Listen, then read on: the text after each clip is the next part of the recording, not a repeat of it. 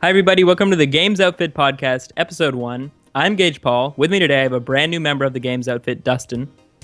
Hey, everybody. Very excited to be here. And Bryden's also joining us today. Yep, I'm here to talk about video games because that's what we do apparently, right? So yeah, it's the first time I've heard that. Yeah. Yeah, we're really excited. Video games on the internet. Yeah, no, who would want to do that? It's a brand new thing that we're going to try out. I mean, I don't know if you guys will like it or not, but you can let us know in the comments, or use the power of the like system on YouTube. I heard that's pretty effective as to telling people that they're bad at something. Yeah, it usually works. We're really excited to have Dustin join the Games Outfit. He's a brand new member. He's going to be making content going forward for us.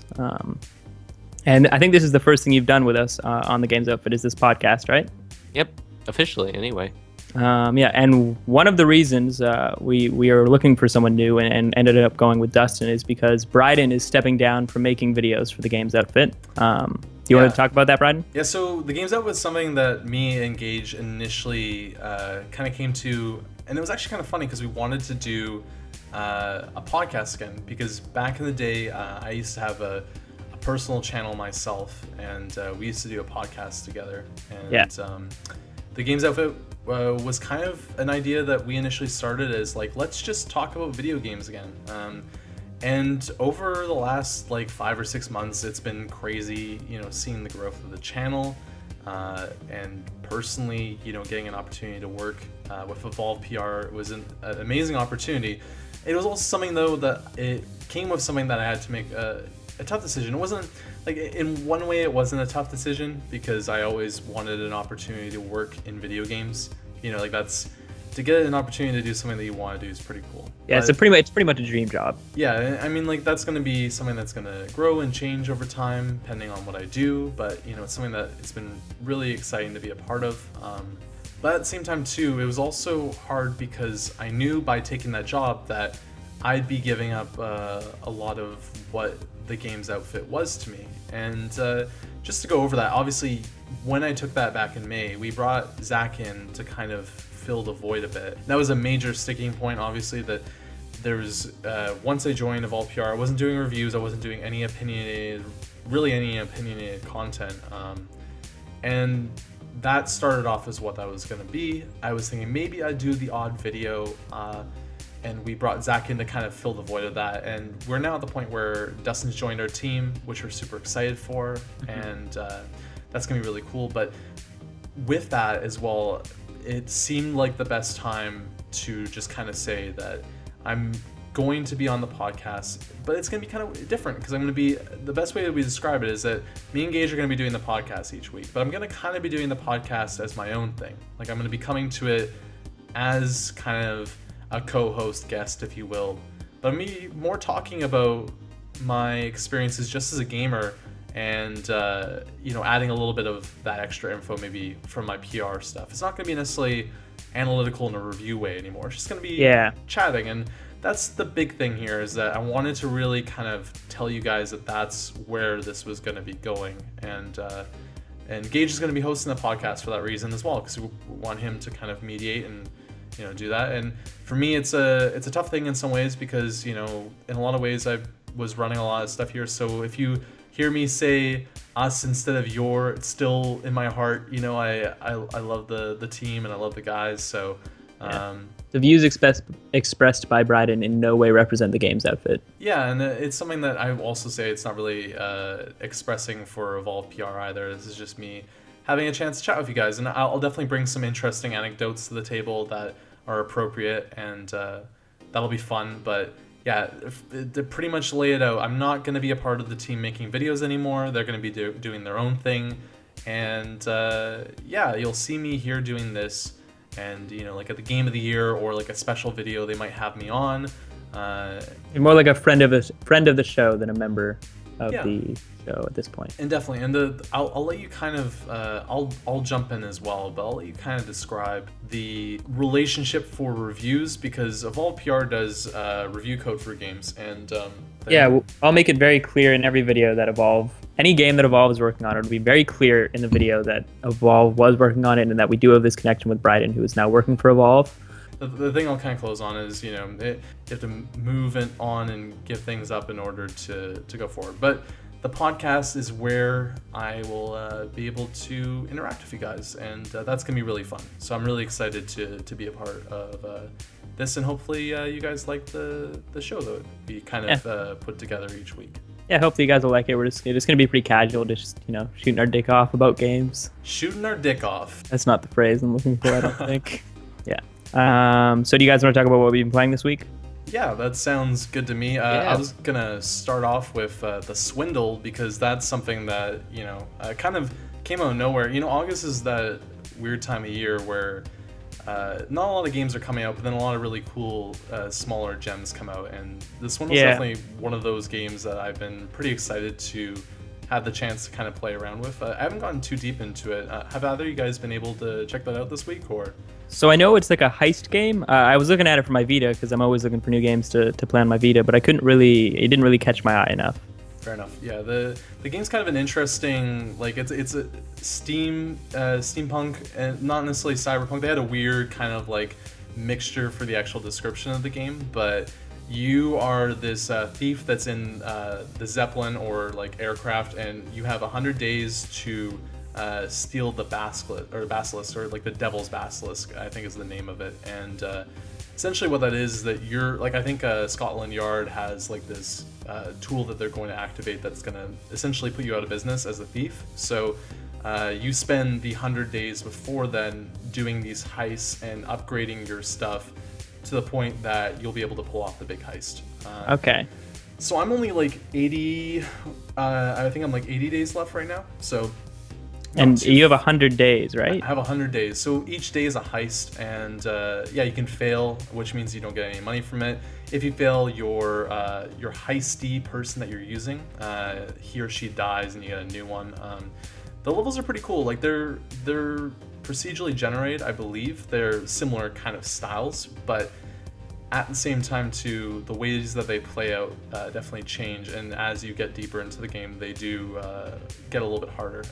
It's one of those ones where they also give you bonuses for not alerting anybody, or and are you usually alerting, like, is it like Payday where it's almost impossible to pull the mission off silently, or are you usually sneaking in every time and just getting out of there unseen? I found the early parts to be pretty easy to kind of just avoid everybody. There's these computers inside the houses that really hold most of the money, at least from what I've seen so far.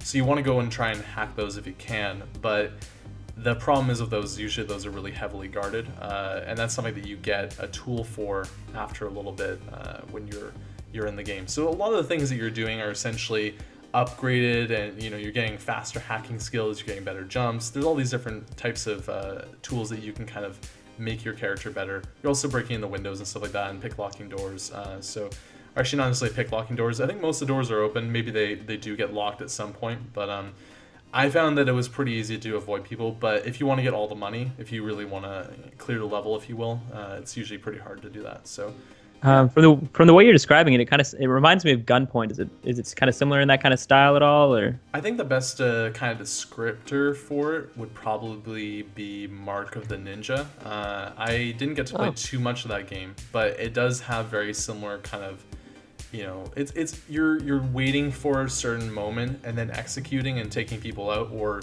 waiting for someone to turn their back. Like everybody has vision cones and stuff like that.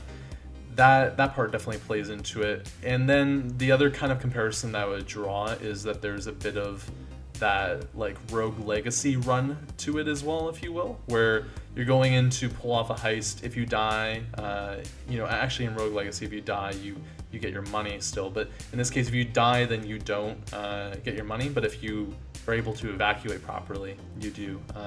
So it definitely kind of plays on a couple really fun games that I enjoyed quite a bit in the past. I've liked the art style to it. There's some things that kind of hold me back from that, and there's a little bit of issue I've been having with the controls. I don't know if that's just because I'm an idiot, like there's some points where I'm trying to jump up certain parts and I get caught on things, or I feel like I am caught on things, and I feel like that's my own ineptitude. But I mean, actually, what platform were you playing on? I was playing on PS4. I've heard some people having control issues on PS4 specifically. Okay, yeah, so I mean, it hasn't been horrible. It's just like in a game like that where you're really waiting for those specific moments, you know, the chance to jump up, get the guy, make sure he doesn't see you, all that. You really want to be able to do like a 1, 2, 3 jump, hop, and then you're just holding onto the side of this little cliff or something. And when that doesn't really work out, that can be frustrating. So that's probably the only real negative I've been having with it. And the other thing that I've been thinking about is there's so many games out right now. There's so many games coming out. I know that maybe not necessarily AAA, but I have this weird wariness going on right now where I'm like, oh, can I really spend this much time with this game, which is kind of stupid. But I've gotten 20 days in. I think I'm gonna definitely see a bit more of it out. But definitely, you know, if you are interested in the Swindle, I say it's worth the pickup. And I think it still is, but it was on discount for PlayStation Plus members, down a couple dollars as well. So I mean, that's another bonus there. So and maybe I'll have to check that one out on my Vita. Yeah, I think it would be a good Vita fit, and it seems like a game that, like, you don't really need to commit too much time to it. Like a heist can take 5 minutes or something like that. So you can pick it up, play a little bit, put it down. It's definitely a good game in that regards for the Vita. Okay, yeah, that's cool. Another game I knew someone has been playing that I really want to talk about is Dustin. You've been playing Rare Replay. Yes, I've been playing a whole lot of Rare Replay, like pretty much exclusively this week. How is that? Are you really enjoying it? Yeah, it's real cool. What game have you been playing for the most part? I've been at the point now where I'm kind of sampling everything, looking through all the old stuff from that was before my time and getting my nostalgia fix and like the N64 era with Banjo and those games. And the one I've really started to dig down into is Conker's Bad Fur Day, which is not a game that I played back then. I was really kind of too young for it back then. I remember trying to play that one and just not really grasping it. I think I was also a little too young to play that. Yeah, the controls in that are weird. It does not control as well as like Mario 64 or even like a Banjo does, but like just the variety to how those levels are designed and that game's ability to constantly put you in different situations is really impressive, like even now. Yeah, and I've heard that game actually humor still is pretty good. I don't know about it. Yeah. Still, but at the time I remember everyone thought it was really funny. Yeah, I'm not even like a fan of like the South Park style, super offensive style of humor, but I've found it to be pretty funny so far. Okay, so I know like they have all the Banjo games in there.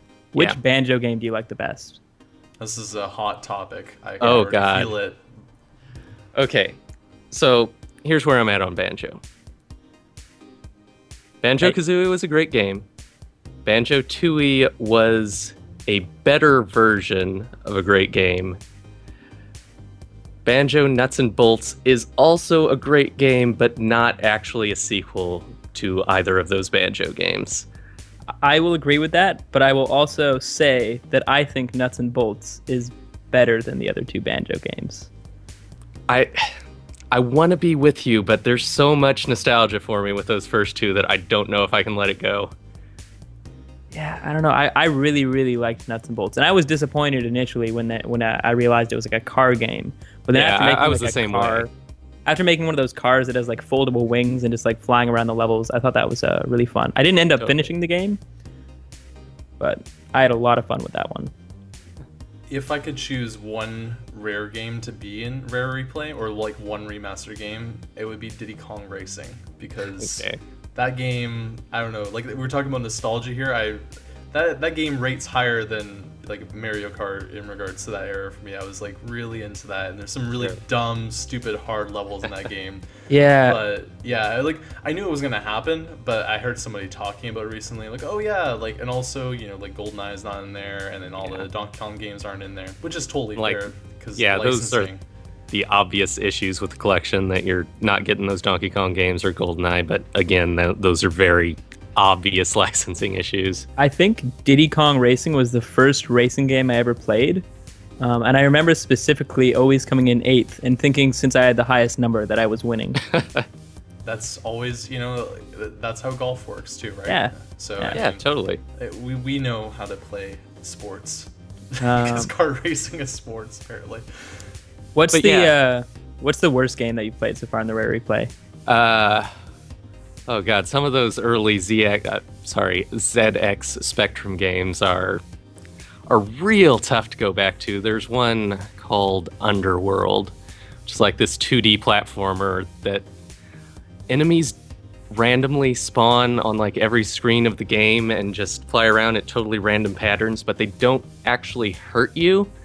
They just bounce you off of walls and you go careening around the screen until like you Fall off.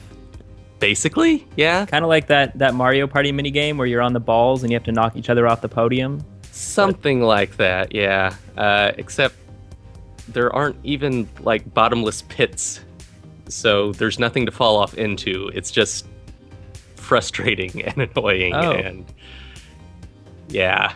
Yeah, that's weird. Do you think that game's worth the $30 price of admission? That game alone? No, the package. Oh yeah, absolutely. Like we've got all kinds of just people are happy to sell you your nostalgia back to you at various price points, and I think that this is probably the best one of those collections that we've seen. Like there's all kinds of documentary features and stuff around there. Those older games have cheat features to actually allow you to get through them. Like you can rewind and replay your way through Battletoads to maybe see the end of that. Yeah, that's good, because you're never going to be able to beat that game without like save states or rewinds. Exactly, and it's just a really well put together package. I'm really impressed by it. I think it's absolutely worth the $30. Yeah, that's cool. I really want to get that because I do not play my Xbox One enough. Like I bought it. I think the only game I actually have right now for my Xbox One is Watch Dogs. That's a keeper. Yeah, and it's not even my original copy of Watch Dogs. I found the limited edition copy really cheap, so I bought that again for like $5. I don't know why I did that. I remember you talking about that, and I was like, you were kind of like, but it was cheap, and I was like, okay, yeah, that's always a fair argument, but I thought you didn't want to play that game anymore, and you're like, yeah, but it was cheap. No, I installed it, and I haven't actually played it. So. Watch Dogs isn't that bad. It's not that good, bad. but it's not that bad. It doesn't warrant me purchasing it twice. Okay, yeah, that's a fair. I'm absolutely with you there. That's a fair one. I agree with you, Dustin. It's not. That game made me feel like I just kind of like I played through the whole game.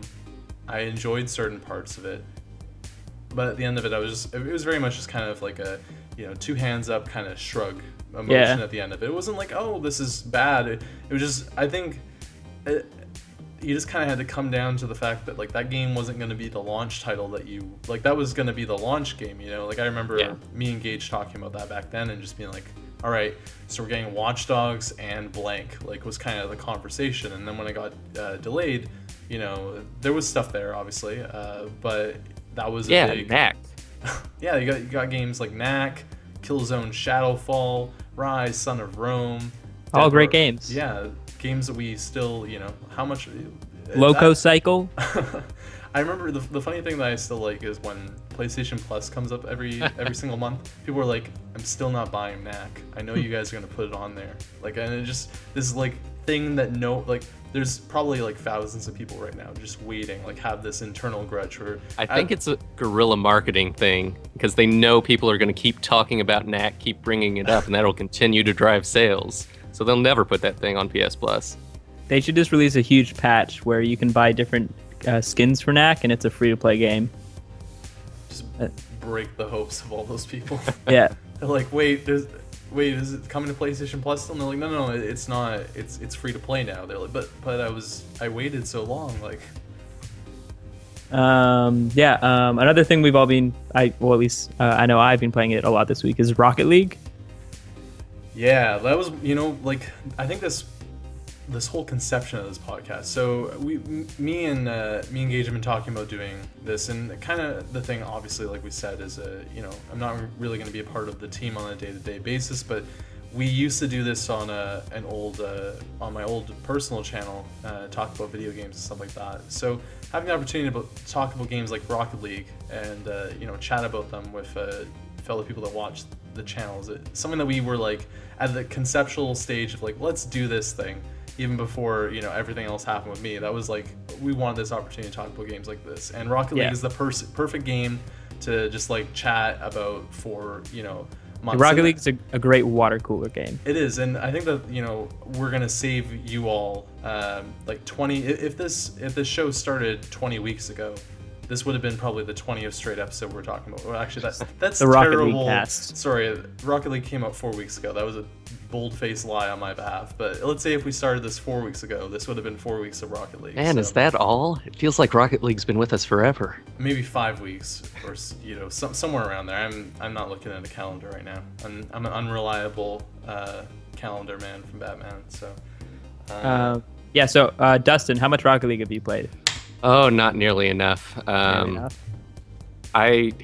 really haven't had time to get into a ton of it. I just played a little bit when it first came out, back when the servers were still in the condition they were in.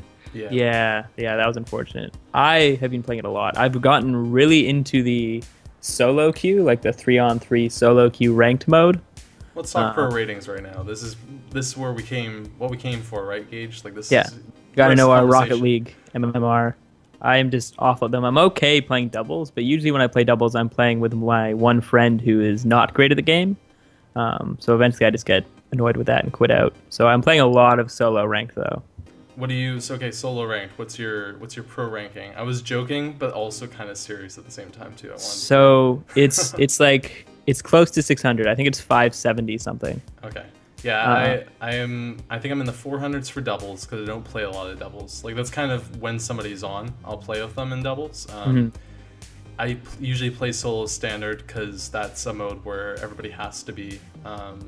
There's no teams. Yeah. Which is kind of weird. I really wish there was there should at least be another playlist for that. I would like there to be 2 versions of ranked where there's like 3v3, no like friends, and then 3v3 you could make your own team. Yeah. But yeah, so in that I think I'm around 400, but in solo standard I'm floating around 650 or so. Wow. But the problem is I just kind of went up, like I think I had like one point where I had like a 14 game winning streak and I was just going and I could just, my pride was welling up. I was bigger than the soccer ball, and then everything kind of came crashing down when I got that high, because at a certain point when you get to that level, the ball barely even touches the ground. It almost feels like everybody knows their positioning. You can't rely on other people's like inefficiencies to get you to like get a goal, and you have to like legitimately be able. You have to set stuff up. Yeah, and everybody starts flying everywhere. Like I know you're pretty good at that, but I've been messing around a lot with trying to get aerial stuff down. Yeah. I can get it sometimes, but it's like I have to feel really good about it because I know I'll look like an idiot otherwise. Yeah, there's a lot of times where I just like fly up towards the ball, completely miss, and then we get scored on, which is like the worst feeling.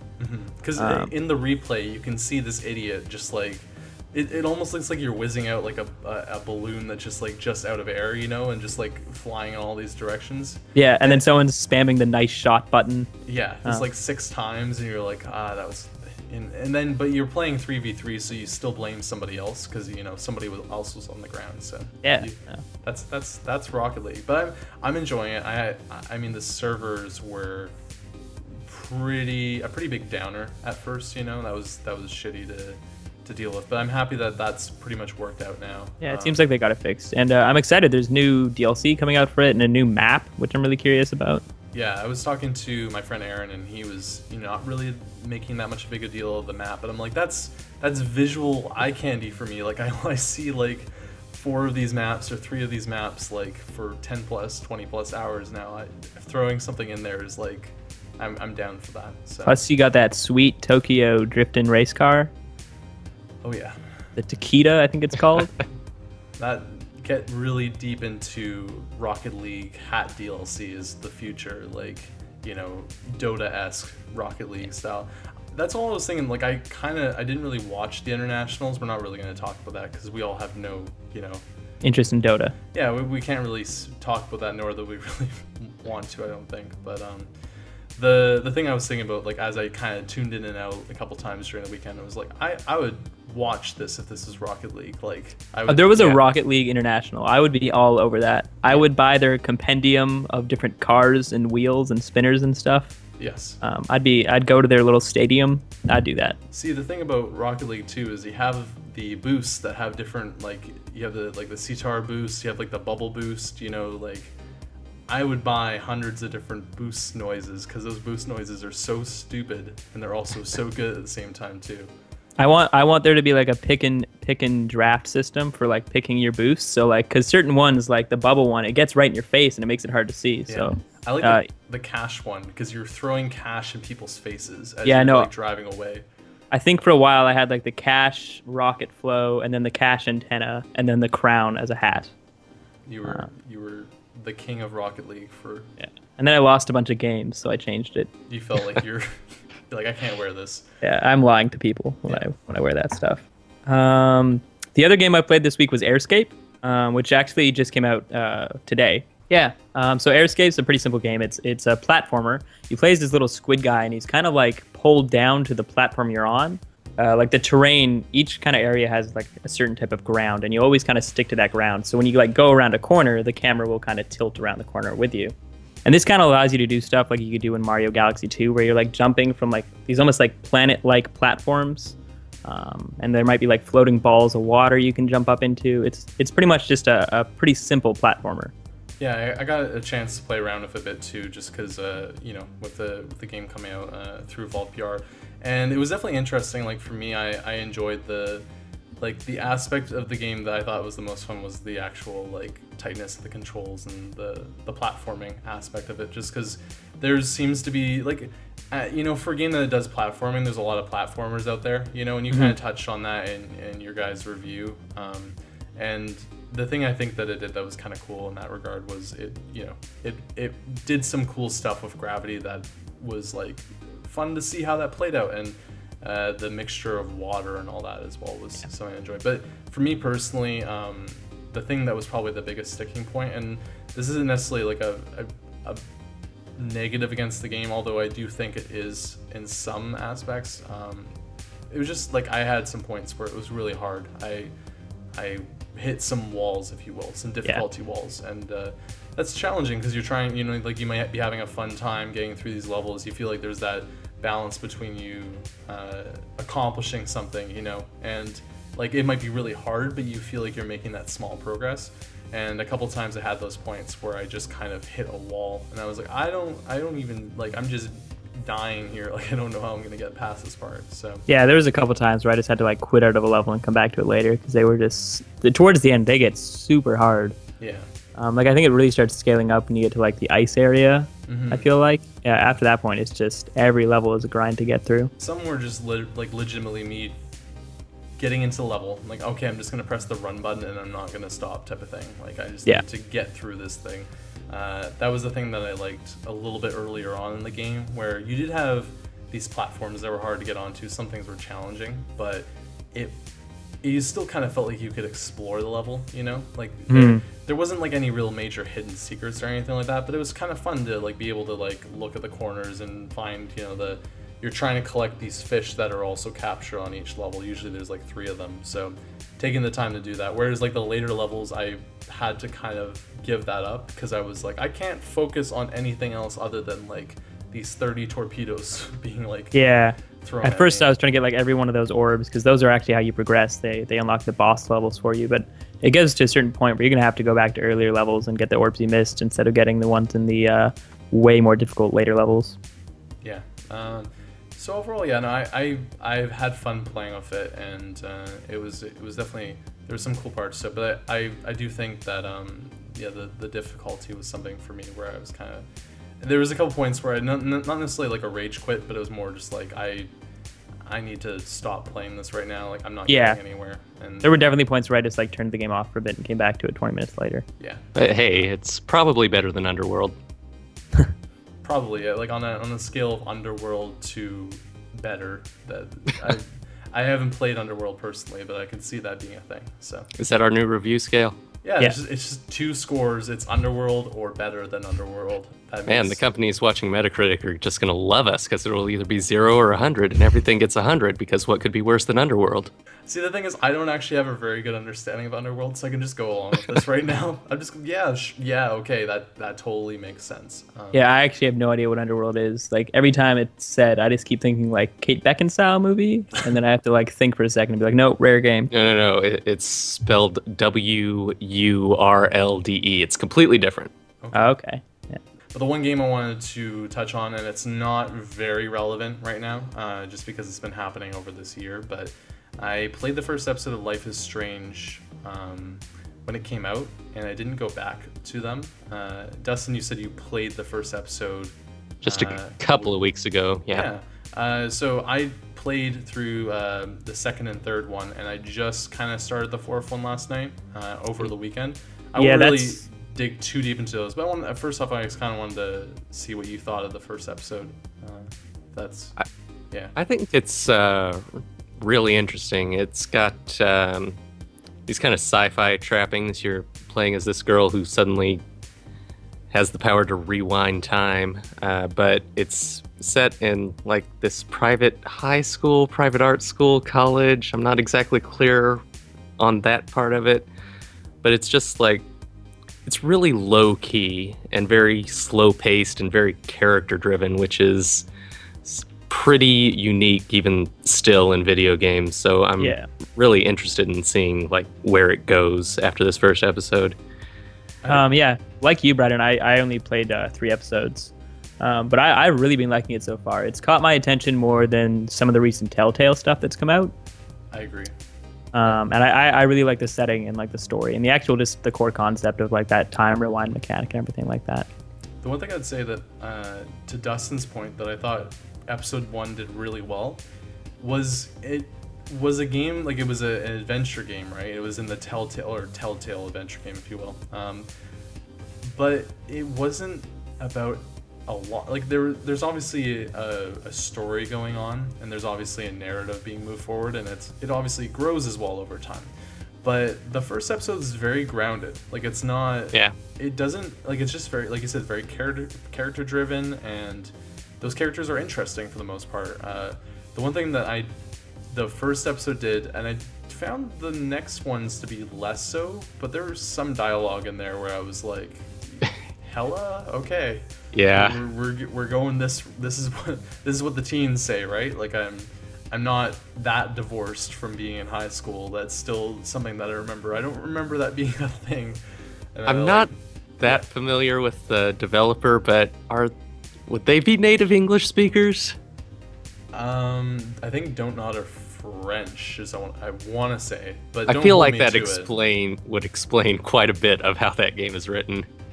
Yeah, I think but on the same point though, I think they do a pretty good job of delivering that. And to just touch on it quickly, like I played the first episode, didn't get into the next ones just because, you know, games happen, things happen. But I haven't really been moved. Like I didn't really get moved by the Game of Thrones Telltale series. That wasn't something that really hooked me. So I was kind of almost feeling burnt out on adventure games in that kind of style. So I played the first episode, I enjoyed it, but I moved on from there. And playing the second one and the third one really got me back into it, and I kind of like could appreciate it a little bit more as well, just because they are definitely following that mold, but they're doing some interesting things that I think even Telltale could look at them and say, okay, that's pretty smart, you know. One of them being technical, you know, because like that game. Yeah, the Telltale games are a little messed up, and I just feel like Life is Strange is a lot more polished. And the mechanics are a little bit better. There's still some minor issues like popping and things like that, but it really isn't like to the point where I'm feeling it in the game. It's not driving me nuts or anything like that. So one pretty interesting part of it is like those big specific choice moments, like this will play out through the rest of the series kind of things that are in the Telltale games. Like with the time rewinding mechanic, you have the ability to like see at least the immediate effects of each choice. And I'm curious like what you guys thought of that, because like my instinct when I'm playing a game of this type is to just pick a choice and live with the consequences. So I didn't actually do much of that. I liked it, and I had the exact same thought process as you going into it, just because I was like, okay, this is kind of silly because it's taking away that sense of, you know, like in Telltale, there's like this timer going down, and you're like, I don't know what to do, and then you choose something, and then that's your decision, and it kind of tries to capture what that would feel like if you actually did that in real life, right? But the thing that I have to say that I like about the Life is Strange scenario is that obviously it plays in pretty well to the whole scenario of like you can rewind time, obviously, and the other part that's really cool about it too is that it doesn't, like, when you rewind and choose the other option, not like, there's some cases where it feels like, yeah, this is what I want to do, but they never feel like they're black and white, you know, like there's definitely some kind of sense in there where it's like there's definitely some pros and cons to this, and you don't really see the full outcome of them until you make that decision as well. It's not at least I found maybe like in the later episodes that like I would make a decision knowing that that was my decision and seeing what that initially would do, but also understanding that that decision might hold some repercussions down the road that could be, you know, big one way or another. So I thought it was, I like it. I think it's cool, and it's definitely neat to see that. And I think the other thing I'll say about especially the third episode going into the fourth one, maybe even, yeah, like between the early parts of 4 to the end part of the third episode, I really like how, like, I won't really spoil it too much for anybody that hasn't played it, but including you, Dustin, but I really like how they kind of touch on a topic that might seem very well tread, you know, like it's a thing that for those that have played Life is Strange episode 3 and 4, that in between episode part, they touch on a topic that a lot of media has done in the past, but I actually felt like it was unique the way that they did it. So when I went into it, I'm like, oh, we're gonna do this thing, and like, what is this gonna happen? And they actually really kind of pulled it out to be something that was heartwarming and made me feel good about it. And Gage, like, what did you think of, like, again, not really being spoilery, but what did you think of the end of the third episode, like where they were going with that and all that? I don't know. I liked it. I thought it was interesting. I've heard the end of the fourth episode is really good, so I'm excited to move on. But I don't know. I'm still feeling a little bit of fatigue just from adventure games and episodic games in general. So I thought it was interesting, and I'm definitely gonna keep going through Life is Strange. But it didn't blow me away. Microsoft press conference. What did you guys think of that? Like, what kind of stood out there for you guys? My biggest thing was Quantum Break. I just last week actually I played through Remedy's last game, which was Alan Wake, and I absolutely loved it. It's quickly become one of my favorite games, and I'm now super excited for their next project. And after hearing that they are doing an episodic game, but it's all going to be available on day one, just to play through, and it's actually going to have TV episodes as well that correspond with the game. I want to agree with you, because I was actually like Azel was pretty pro Quantum Break, and I was, you know, when we used to talk about that, I was kind of like, you know, like I didn't really see it. Like, I played Alan Wake and I really enjoyed it, and the Max Payne games that Remedy did are really good as well. So I fully trust them. It was just kind of, I felt like they were doing a genre that's been done a lot, and it didn't really seem like it was doing too much that was new. And the fact that they really kind of detailed the TV show and showed a bit more of what the game's about as well, like kind of story-wise, I'm very renewed on that game, even if it is a third person cover shooter at heart. I think that there's a lot more to it that I'm excited to see. Yeah, oh, go ahead. Can we just take a moment to recognize that FMV is back? Yes. With Her Story, Quantum Break, Need for Speed, Guitar Hero. Like, Need for Speed is the most excited I am for FMV. Real street racers. This is going to be amazing.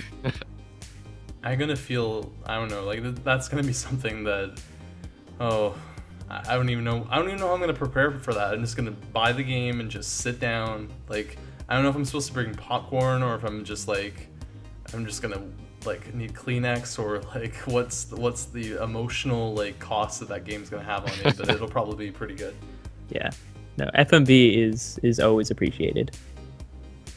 Another game that stood out to me at Gamescom was Dark Souls 3. Did you guys see the gameplay?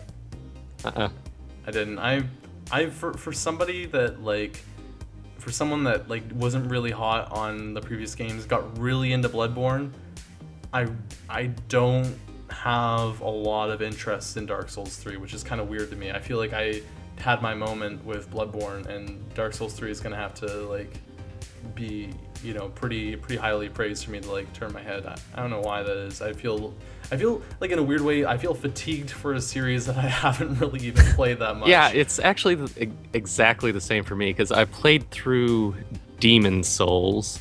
I have Dark Souls sitting on a shelf completely unplayed, and I've played probably somewhere between 5 and 10 hours of Bloodborne, and it's just like the thought of another one of those games coming out now is just like, huh, boy, there sure are a lot of those. Yeah, I think they are very close to oversaturating, but Dark Souls 3 seems like the one that's finally going to be a combination of what I've really wanted for a while, which is like the Bloodborne style, fast-paced gameplay, but also being able to change up the way you play and going back to those classic Dark Souls builds where you can build like a really heavy character who can just tank hits, or you can be like Bloodborne and just roll around and dodge enemies. And I'm excited. I think this could be like the biggest one they've done yet. And it seems like the most, like judging by those trailers, like that one skull that comes out of the shadows looks really cool. I'm very excited for this one. And I didn't like Dark Souls 2 that much, and I really liked Bloodborne, but it left me wanting a little more. Yeah, that was the weird thing, because I think like Bloodborne was not my first, but it was the one that kind of hooked me, and you've already had that experience previously. So it was interesting, because when we had those conversations about it at the time, I was like really into it, and you were like, I'm into this, but I've seen some of this before, so I'm interested for myself, if I get into the game, how it makes me feel. I probably will play it. Like, I'm being silly saying that I'm not interested in it. Like, I'm just kind of feel that way right now. Like, if it's coming out in March or April and like I want a game to play, that seems like a pretty solid choice, you know? Mm-hmm. So that's something I'm interested to hear your opinion on come that time, and you know, like where you're at with that series by that point. Like, is that reinvigorated based on the fact that it's like a revamped versions of Dark Souls, or is it kind of like, okay, I've had a really good feel of this, it's depreciating value most of the time, I'm gonna either take a hiatus or really expect a lot less out of the series? I think this is going to be the one that makes it or break it. Like, I think this one could be the last one that's regarded as like really well, or it could be the one that kind of just like what Call of Duty's been like over the past couple of years, is kind of makes Assassin's Creed 3 of Dark Souls. Yeah, that wouldn't be great. And that game, I was excited for that game. Like, I was. That's a whole can of worms. Let's not do that. That's gonna be our topic of the week. No, this is the most like out there random thing from like 5 years ago, but that, yeah, we won't even open that. But I was excited for that game, man. What was yeah, I'm just gonna stop now. Okay, I think that's pretty much it for this part of the podcast. Yeah, I'll take it away from here to kind of tell you guys how that's gonna work out.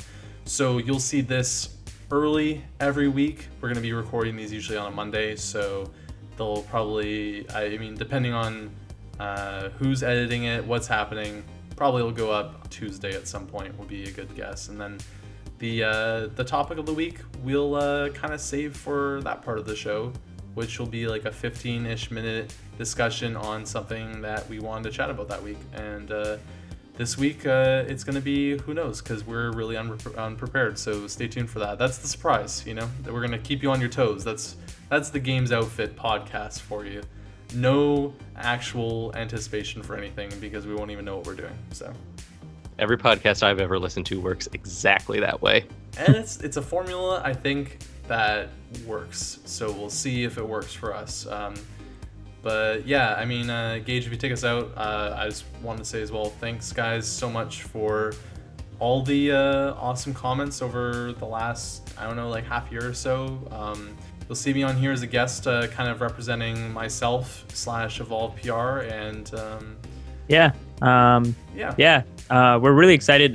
Thanks for joining us on the first episode, Dustin. We're really excited to see what you're going to bring to the Games Outfit in the future. Yeah, absolutely. Yeah, it's been fun. We'll see you guys later. Hopefully you watch next week. Bye. Bye. Bye.